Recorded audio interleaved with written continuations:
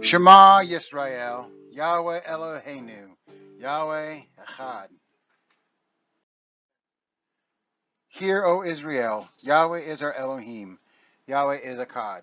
And you shall love Yahweh your Elohim with all your heart, with all your soul, and with all your might.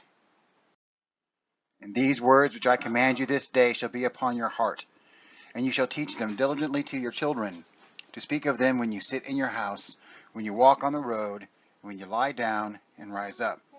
And you shall bind them as a sign for your hand, and they shall be as tefillin before your eyes, and you shall write them upon the doorposts of your house and upon your gates. Hello, everybody. Shabbat Shalom. Welcome to the first test episode of The Playlist. This is an idea I'm trying out to experiment, to brainstorm, what have you. The idea here is to have a YouTube playlist that others can follow along with, yet it is flexible enough that one can skip what they don't care for or can click on just a single video and focus on that. I have other ideas as well, but one step at a time, I think. We begin this episode with a little music from Joshua Aaron and his song, Shabbat Shalom. It's a fun little way to kick off Shabbat. Mr. Aaron is an American-Israeli worship music singer and songwriter. He's best known for his Hebraic version of Chris Tomlin's popular song, How Great Is Our God? He calls it Gadol Elohai.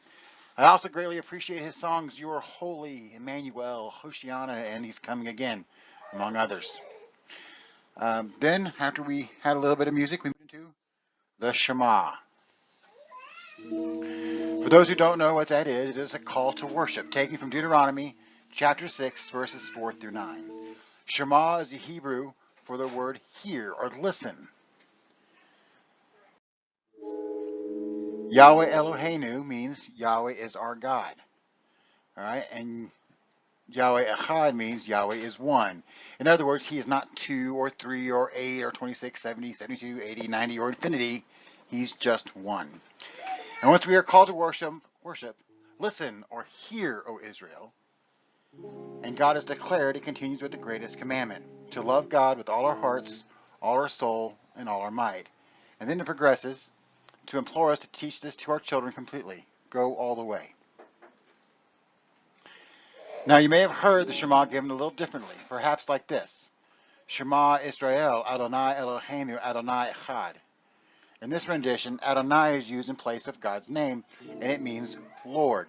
The reason for this is that according to many traditions, God's name is so holy that it is not to be spoken.